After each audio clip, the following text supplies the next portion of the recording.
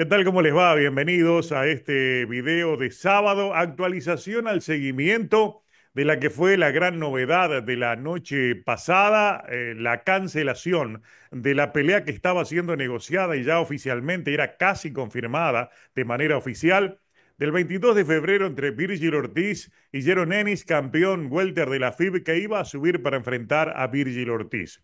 Había una buena cantidad de dinero en la mesa para cobrar por esa pelea, pero definitivamente anoche lo supimos de manera indirecta, porque nos enteramos cuando llegó al equipo de Fundora, de donde surge al menos la información que tuvimos nosotros que tuvimos de inmediato, fue que Fundora había rechazado una oferta para enfrentar a Virgil Ortiz, asumiendo esa pelea como sustituto de Jaron Ennis. Fue allí que se conocieron entonces las dos potenciales novedades de inmediato. Como ustedes recuerdan, lo dimos a conocer a través de un vivo. Desde todo punto de vista uno puede considerar que fue una primicia, pero no lo fue por aquello de que hay que tomar en cuenta de que era una pelea que no estaba confirmada oficialmente. Es decir, se cayeron las negociaciones. La gran novedad es que se la ofrecieron la pelea a Fundora y Fundora la rechazó de inmediato para honrar su compromiso de su pelea con Marzo por PBC contra Errol Spence, como siempre les he dicho, una pelea que está allí tambaleando, que se hace o que no se hace, pero ese ya es harina de otro costal.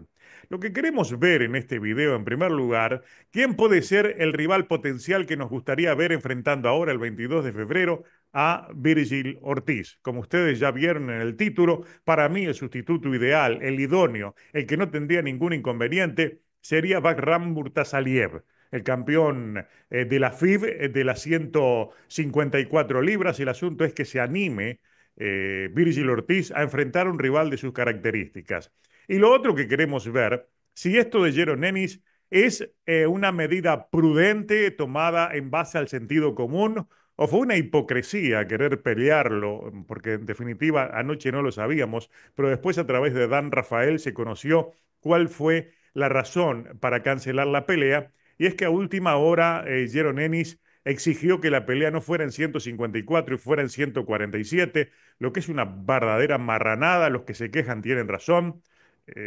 Virgil Ortiz casi se muere en 147. Ahora vamos a ver incluso el posteo que hizo, bastante indignado de Dan Rafael. Le damos la derecha, le damos la razón, pero también está lo otro. Es posible que tarde llegaron a la conclusión de que lo mandaban a Jaron Ennis al verdadero matadero, haciéndolo subir de 147 contra un rival de las características de Virgil Ortiz, que es muy fuerte, que está en una división que incluso podría quedarle chica.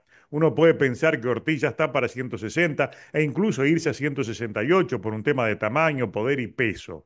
En ese caso, entonces, quizás hicieron lo correcto, pero aquí caemos en lo otro, que también yo lo agregué en el título de este video, si esto no es otro fracaso más en su gestión promocional por parte de un Eddie Hearn que ha metido demasiado las patas en grandes carreras. Fue un fracaso con Canelo Álvarez, digamos, no para nosotros, que vimos una pelea donde se le exigió a Canelo, pero realmente se vio muy disminuido, se vio muy poca cosa Canelo cuando enfrentó a Dimitri Bivol, y a la pelea contra Dimitri Bivol fue convencido precisamente por Eddie Hearn, que era su hermano, digamos, su hermano oculto, era una suerte de gemelo. Lo trataba por momentos como un hermano, como un padre, y era la figura central de cualquier cosa que hiciera Canelo. ¿Lo recuerdan? Después vinieron los líos, los problemas y se separaron. Pero en aquel momento, con Canelo Álvarez, era santa la palabra de Eddie Hearn y fue él que lo convenció de ir a enfrentar precisamente a un Dimitri Bivol que a media máquina lo expuso y pudo haber sido una catástrofe mayor si los jueces dan el puntaje que correspondía a esa pelea. Pero, digamos también, esa es historia pasada. Lo que ocurrió allí, que ese fue un gran fracaso de Eddie Hearn, como lo fue antes con Dimitrios Andrade, que el propio Eddie Hearn salió a decir que, bueno, lo dejaba en libertad porque no conseguía conseguirle las peleas. Fue un fracaso con Berlanga, porque la pelea que quería Berlanga salió cuando él ya no estaba con Eddie Hearn. O sea, él le prometió a Canelo y no se lo dio. Lo consiguieron porque se le antojó a Canelo enfrentarlo y porque era el rival con el cual podría negociar la pelea que negoció. Fracasó también con Subriel Matías. Ha sido un enorme fracaso, lo sacó de donde estaba y le prometió cosas que no le pudo cumplir y encima le manda a Lee Amparo para que le gane allí en la propia Puerto Rico. Es decir, también fue un fracaso.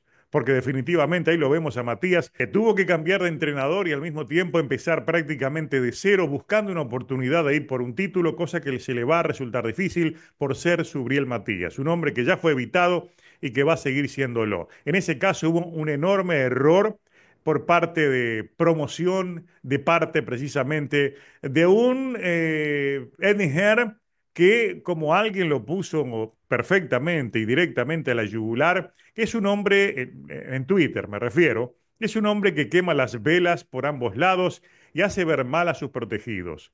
Quizás debió decir que él es el mejor welter del mundo, sigue siendo el indiscutible y por esa razón no lo van a quemar llevándolo a 154 libras, a una pelea donde puede haber mucho dinero, pero también puede haber una lápida al futuro de la carrera de Jaron Ennis. Precisamente, como les decía, Ennis sobre la hora exigió pelear en 147 y ustedes recuerdan que había huido de esa división prácticamente, casi muere por dar el peso Virgil Ortiz. Y precisamente, vean ustedes, ahí les pongo en pantalla lo que escribió Dan Rafael. Dice la idea de que Virgil Ortiz bajaría a 147 libras. Es una comedia. El tipo terminó en el hospital en su último corte de peso de 147. El hecho de que el equipo de Hennis haya hecho perder el tiempo a todos para poner 147 en el papeleo en el último minuto es una hipocresía de primer orden, escribió Dan Rafael. Y en consonancia con lo que escribió Dan Rafael, ahí tienen, les hago un cambio de pantalla, lo que escribió en un tweet en su cuenta de X, Virgil Ortiz. Allí dice: siempre he dicho que pelearía con cualquiera y me mantuve fiel a mi palabra. A cada persona con la que me han ofrecido pelear, dije que sí. Se necesitan dos para bailar el tango en el boxeo, así que no estoy en ese ring peleando con alguien. Sepan que no es mi culpa.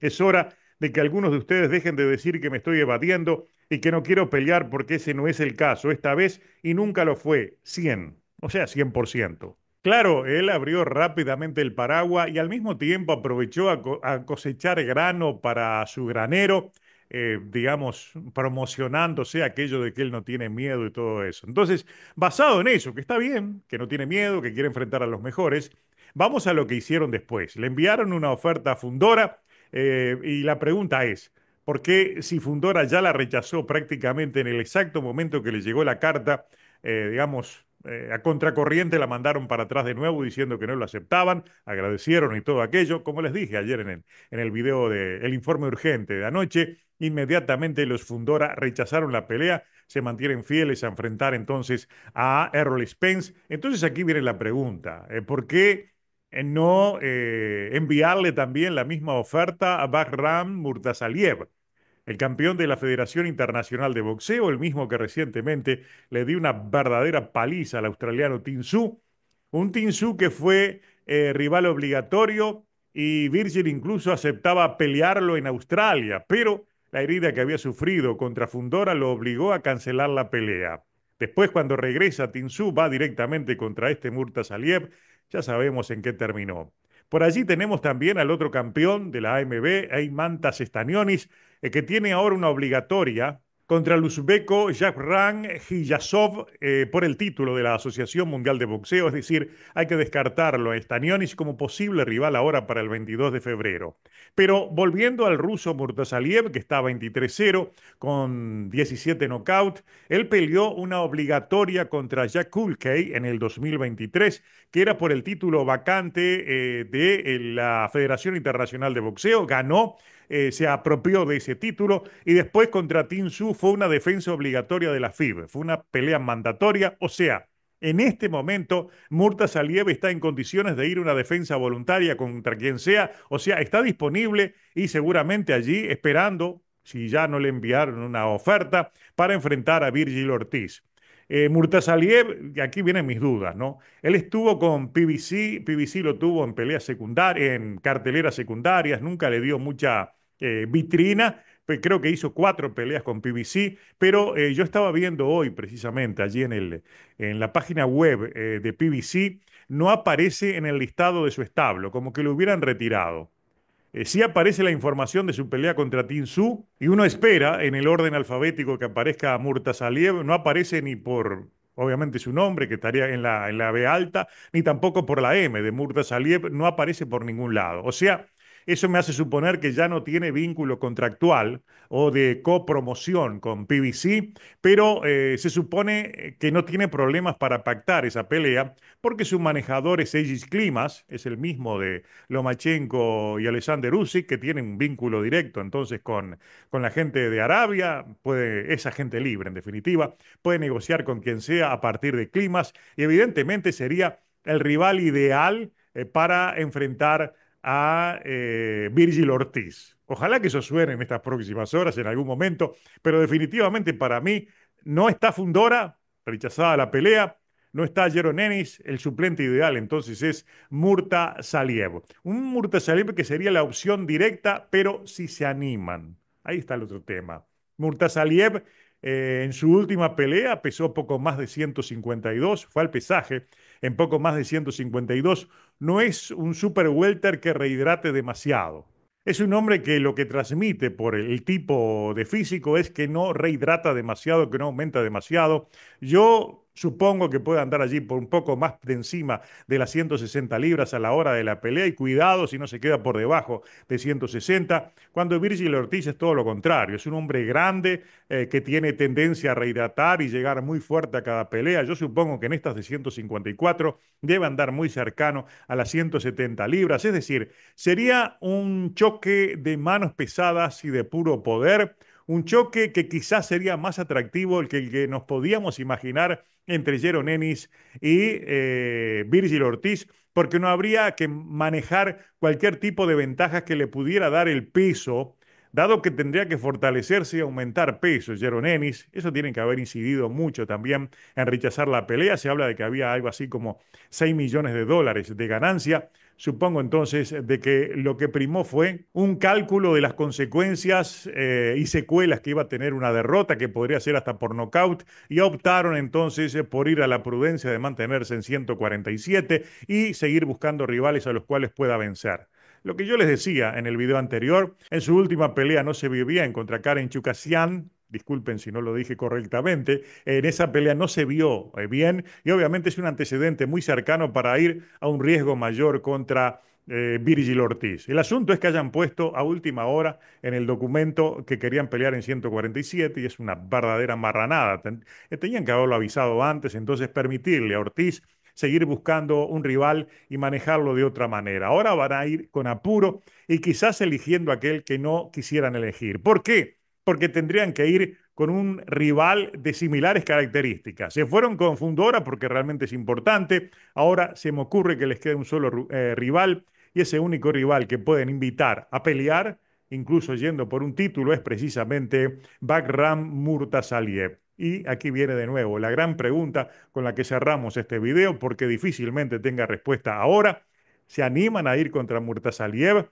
¿Se animan a invitarlo a una pelea? Viendo lo que ocurrió en su último combate contra Tin Su, amanecerá y veremos. Tengo mis dudas, pero ojalá esté equivocado y se animen entonces a enviarle la oferta y el 22 de febrero veamos a Virgil Ortiz en un peleón contra Bagram Murtasaliev.